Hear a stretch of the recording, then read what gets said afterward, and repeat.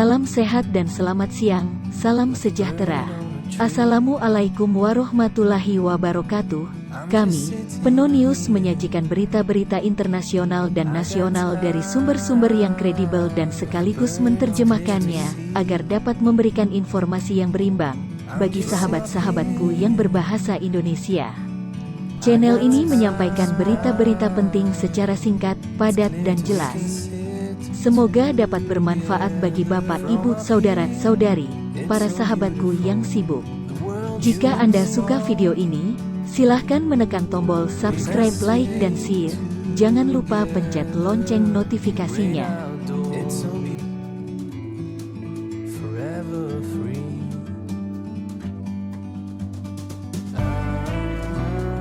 Kecelakaan pesawat terbang di Nepal. Hari Minggu, tanggal 15 Januari tahun 2023 kemarin, terjadi kecelakaan pesawat terbang di negara Nepal, milik Yeti Airlines yang dalam penerbangan dari Kathmandu ke Pokhara. Dikabarkan pesawat menabrak bukit sekitar 7 km dari Bandara Internasional Pokhara, dan 68 penumpang sudah diketemukan tewas dari 72 orang total penumpang dan kru. Kami juga memberitakan peta lokasi kecelakaan terjadi, dan video situasi dalam pesawat hanya beberapa saat sebelum terjadi kecelakaan, yang dibuat oleh seorang penumpang yang ikut tewas dalam kecelakaan itu.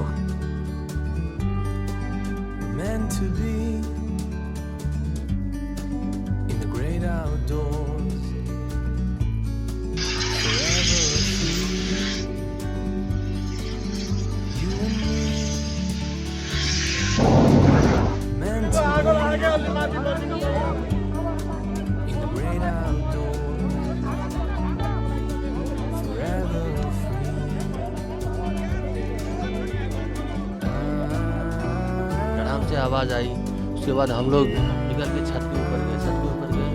तो फिर देखे धुआं, तो हम लोगों को लगा कि ऐसा कि मतलब लगता है एयर रेस्क्यू भइरहेछ है, रेस्क्यू भइरहेछ। ओ त्यहाँ आरामले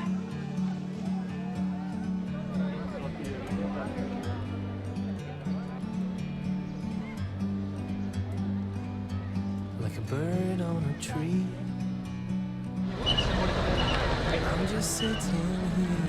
सुरक्षा निकाय भनेको यो च्यालेन्जलाई हामीले एक्सेप्ट गर्ने नै हो र यस्तो च्यालेन्ज भन्ने हामीसँग चाहिँ हुँदैन यो शब्द।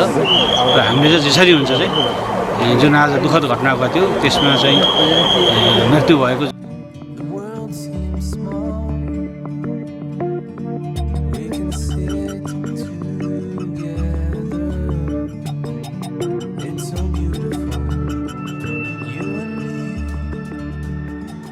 The plane took off from here at Kathmandu Airport earlier this morning. Tomorrow, the bodies of some of the victims are expected to return back here. Monday's also been declared a national day of mourning in Nepal.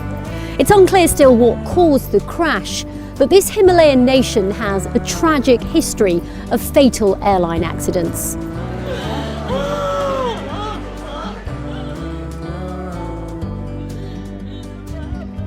Sometimes you need to go. Take a step back to see the truth around you. From a distance you can tell. Beredar video yang menampilkan detik-detik pesawat Yeti Airlines jatuh di Nepal. Video itu disiarkan secara langsung oleh seorang penumpang bernama Sonu Jaiswal di Facebook. Belakangan diketahui perekam video juga meninggal dunia dalam kecelakaan itu. Dalam video, Sonu tampak duduk di kursi yang berdekatan dengan jendela pesawat. Sesekali ia mengarahkan kamera ponselnya ke bagian luar dan kabin. Situasi di dalam pesawat cukup tenang sampai akhirnya terjadi guncangan. Kondisi itu langsung membuat para penumpang berteriak histeris. Ponsel yang dipegang Sonu tampaknya terjatuh, namun masih tetap melakukan siaran langsung. Beberapa saat kemudian, video menampilkan kobaran api diduga dari pesawat yang terbakar. Diketahui pesawat Yeti Airlines yang membawa 72 penumpang jatuh di ngarai Sungai Seti pada Minggu 15 Januari. Lokasi jatuhnya pesawat hanya berjarak sekitar 7 km dari Bandara Internasional Pokhara. Pihak berwenang melaporkan jumlah korban tewas mencapai 68 orang. 5 diantaranya merupakan warga India termasuk Sonu Jaiswal.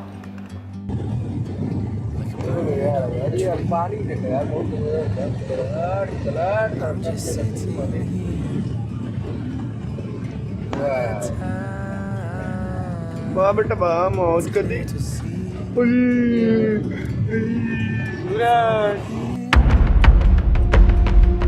see the world seems small. We can sit together. It's only Republik Islam Iran menghukum gantung sampai mati 2 orang pengunjuk rasa. Republik Islam Iran telah lama menempati peringkat tertinggi di antara negara Algojo top dunia.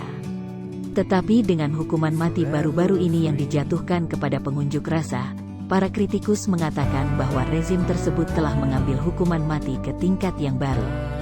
Akhir pekan lalu, Iran mengeksekusi 2 pengunjuk rasa lagi yang dituduh membunuh personel keamanan, menyebabkan protes internasional. Kritikus mengatakan bahwa eksekusi tersebut adalah hasil dari persidangan palsu yang tergesa-gesa.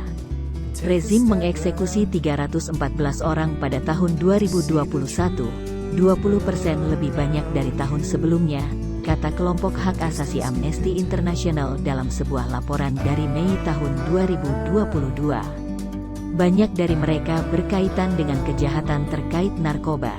Tahun ini, sejumlah pengunjuk rasa terjerat dalam sistem pengadilan Iran. Banyak di antaranya menghadapi proses peradilan yang sangat tidak adil, menurut para aktivis. Aktivis hak asasi manusia telah memperingatkan ada risiko nyata bahwa banyak dari mereka bisa menjadi nomor lain dalam daftar orang yang dieksekusi oleh Republik Islam. Setidaknya 43 orang saat ini menghadapi eksekusi di Iran, menurut hitungan CNN, tetapi kelompok aktivis 1.500 Tasfir mengatakan jumlahnya bisa mencapai 100 orang. Iran has hanged 2 men for crimes committed during nationwide protests over the death of Mahsa Amini.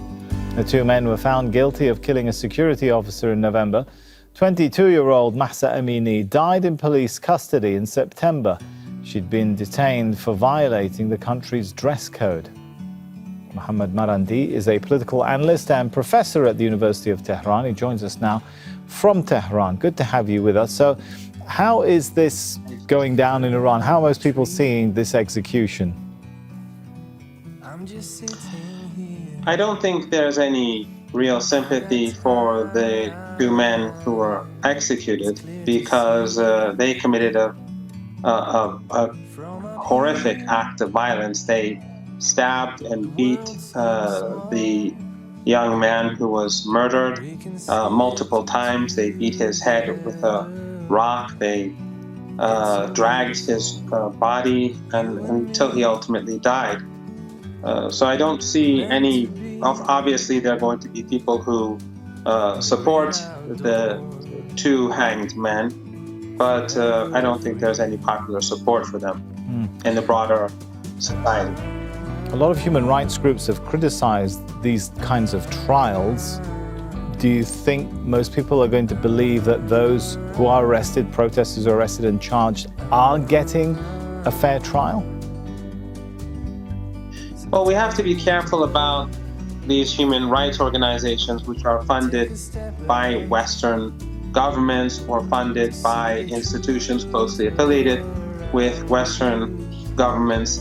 There is footage of these 2 men and the acts carried out against the person who was murdered. It has been seen widely in Iranian society. I've also put clips of it on my Twitter account for people to see.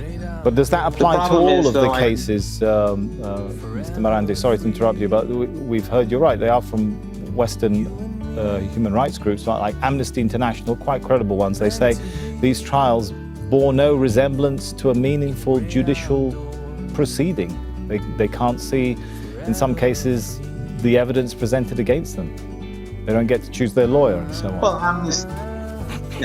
Amnesty International, we know, has a history of supporting NATO in Afghanistan, and it is closely affiliated with the political establishment in the United States. I think many in Iran would wonder why Amnesty International is not directing any of its criticism towards the British government, because we have Persian TV stations in London, Iran International, a Saudi channel based in London, that have repeatedly called, that have legitimized and praised beating police officers, burning them alive, and murdering them.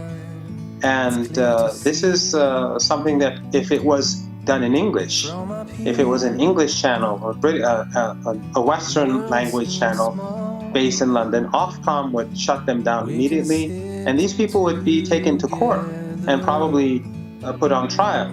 But in the case of Iran, these Persian media channels like BBC Persian, VOA, Iran International, and other outlets, they are allowed to egg on rioters, to encourage the murder of police officers. And we have to remember that over 60 police officers were murdered during this period. If you compare this to, let's say, the United States, that would be roughly, comparing it with, taking into account that the population of the United States is 4 times greater than Iran, that would mean like 250, 60 police officers in the United States being killed by rioters. So I think if we look at things in this sort of context, then it would be far more complicated than what these Western human rights organizations are saying.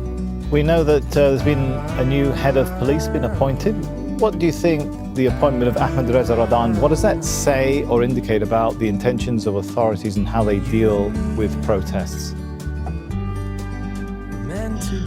I don't think it makes a significant difference. The previous head of police in Iran, his period to govern the police has come to an end. So it was expected that he would be replaced by someone else. And Mr. Radan is someone who's been in the police, or active in the police in the past, in high-ranking positions for a very long time. So he's very well acquainted with the work that he does. The point is, though, that in the case of Iran, we have the police have to deal not only with protesters or rioters, because in reality, the protests were only the first couple of days. After that, it was riots, and they were extremely violent.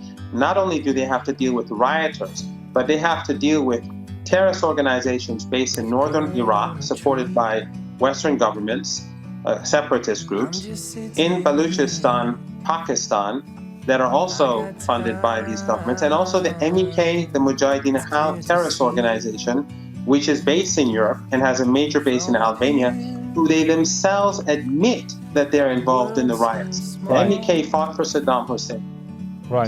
For Iran, a great deal of Western influence in the violence that we had weeks ago. All right, thank you for sharing your perspective. Mohammed Marandi there. Thank you.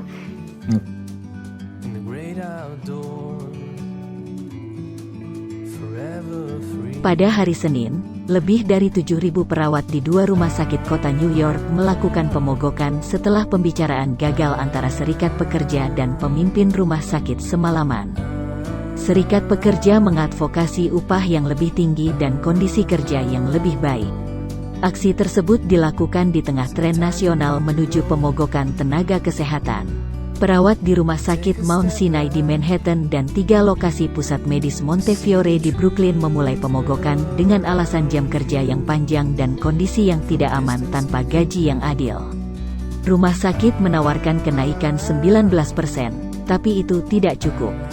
Rumah sakit telah mencapai kesepakatan tentatif dengan Serikat Perawat Minggu malam, tetapi kesepakatan itu gagal.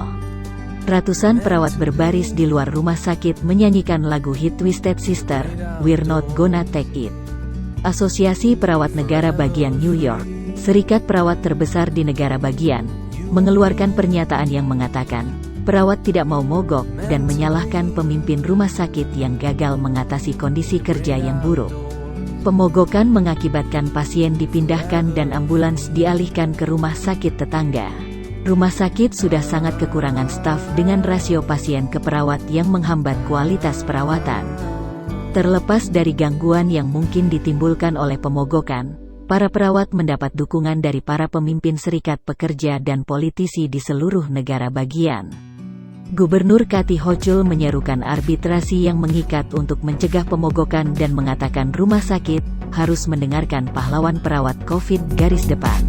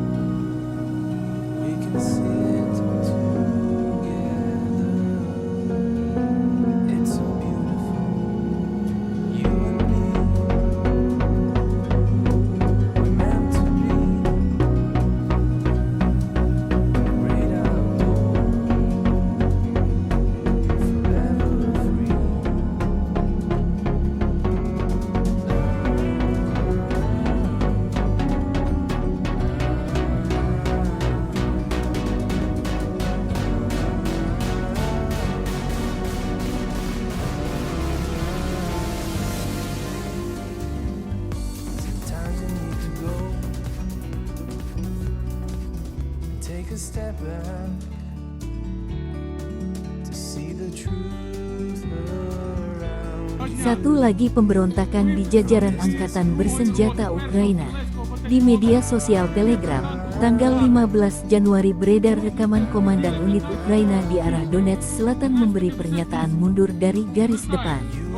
Mereka merasa hanya dijadikan umpan oleh Brigade 4 Angkatan Bersenjata Ukraina di garis depan.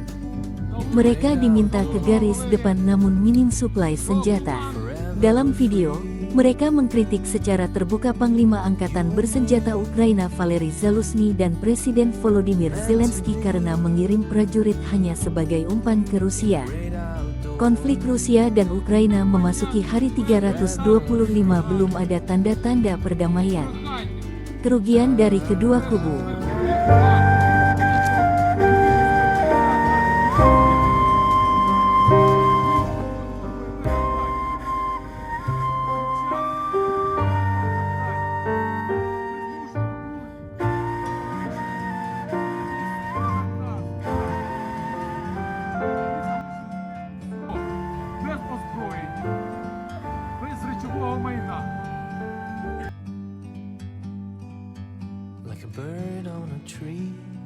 Beli LPG 3 kg harus bawa KTP.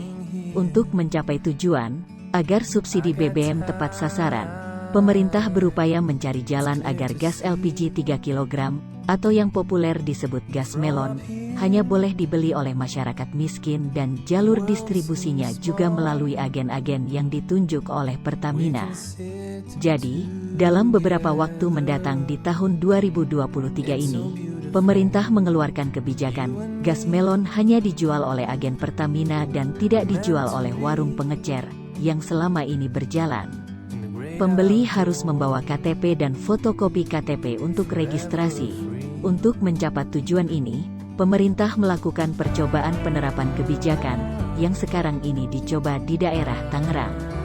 Pada video ini, tampak situasi masyarakat yang menolak penerapan kebijakan, karena akan membuat tambahan kerepotan masyarakat miskin yang disasar oleh pemerintah. LPG, kapan pemerintah berhenti menyusahkan kehidupan masyarakat miskin yang sudah susah ini? Dengan menggunakan KTP. Salah satunya di Tangerang ya. Nah, kita akan langsung bergabung dengan rekan Rusdi Muslim untuk menyimak bagaimana respon masyarakat atas rencana ini. Rusdi. Ya Bayu, sebentar lagi dapat saya kabarkan dari Tangerang, di mana memang pemerintah telah mengeluarkan regulasi pembelian gas kilogram dengan menggunakan KTP. Bekerjasama dengan Dirjen Pemberdayaan Sumber Daya Mineral dan Manusia, di mana memang database ini sudah tercatat di data mereka yang nantinya data terpadu kesejahteraan sosial bagi masyarakat yang wajib mensertakan KTP sudah terdata.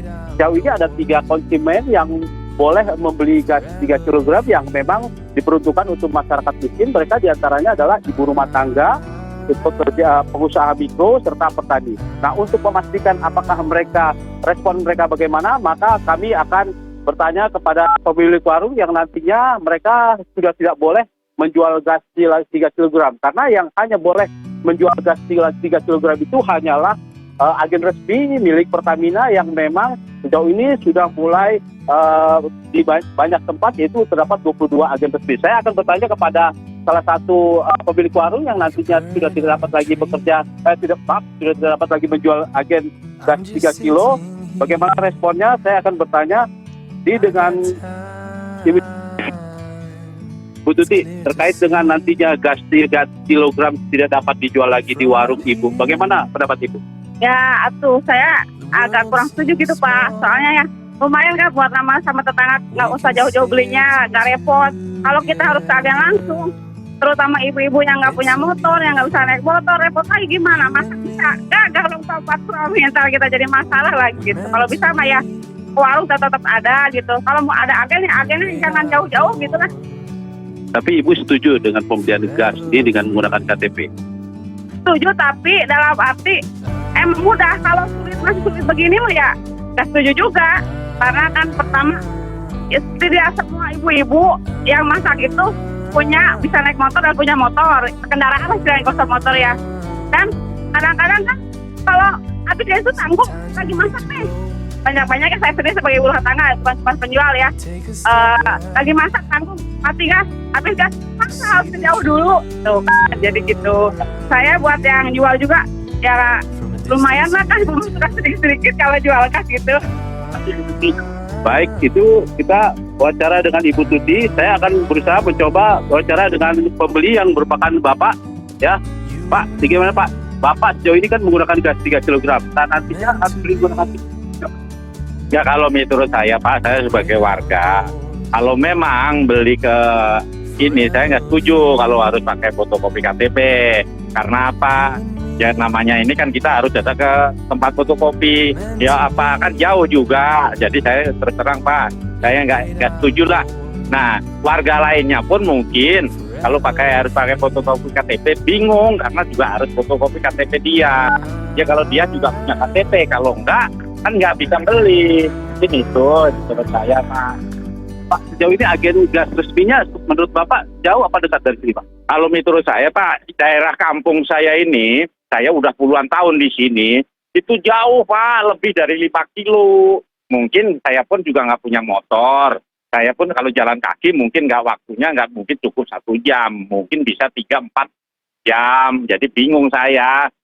Jika Bapak Ibu Saudara-saudari suka video ini, mohon mengklik like, mengklik subscribe, mengklik share, dan jangan lupa klik lonceng notifikasinya. Terima kasih. Wassalamualaikum warahmatullahi wabarakatuh.